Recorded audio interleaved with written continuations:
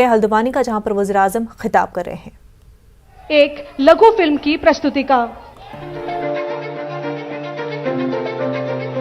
चाहे विश्व स्तरीय सड़कें हों, आधुनिक अस्पतालों का निर्माण हो या बिजली, पानी, शिक्षा जैसी बुनियादी सुविधाएं पहुंचाने की बात, पिछले 7.5 वर्षों में प्रधानमंत्री श्री नरेंद्र मोदी के विजन ने देश को एक नई दिशा दी है।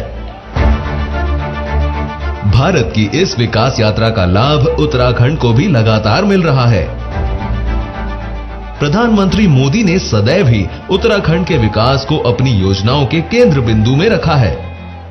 बस लिए समर्पण तन मन से मैं देवभूमि में आता हूं, मैं देवभूमि में आता हूं। है भाग्य मेरा, सौभाग्य मेरा, मैं तुमको शीश नवाता हूं, मैं तुमको शीश नवाता हूं और धन्य हो जाता हूं। प्रधानमंत्री श्री नरेंद्र मोदी के मार्गदर्शन में उत्तराखंड के युवा मुख्यमंत्री पुष्कर सिंह धामी राज्य को प्रगति के पथ पर आगे ले जा रहे हैं। सर्वांगीण और समावेशी विकास की इस यात्रा का महत्वपूर्ण पड़ाव है आज का दिन, जब उत्तराखंड में प्रधानमंत्री श्री नरेंद्र मोदी द्वारा लगभग 17,600 करोड़ रुपए की योजनाओं का शिलान्यास और लोकार्पण किया जा रहा है। दशकों से लंबित राष्ट्रीय महत्व की लखवाड़ बहुउद्देशीय परियोजना अब साकार होने जा रही है।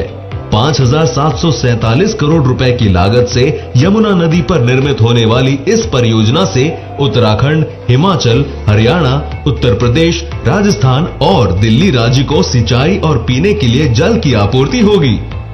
300 मेगावाट क्षमता की इस परियोजना से प्रति वर्ष 572 मिलियन यूनिट बिजली उत्पन्न होगी, जो उत्तराखंड राज्य की विद्युत क्षमता में और वृद्धि करेगी। कनेक्टिविटी को विस्तार देते हुए 4,000 करोड़ रुपए की लागत से 85 किलोमीटर लंबी मुरादाबाद काशीपुर 4 लेन सड़क का शिलान्यास किया जा रहा है।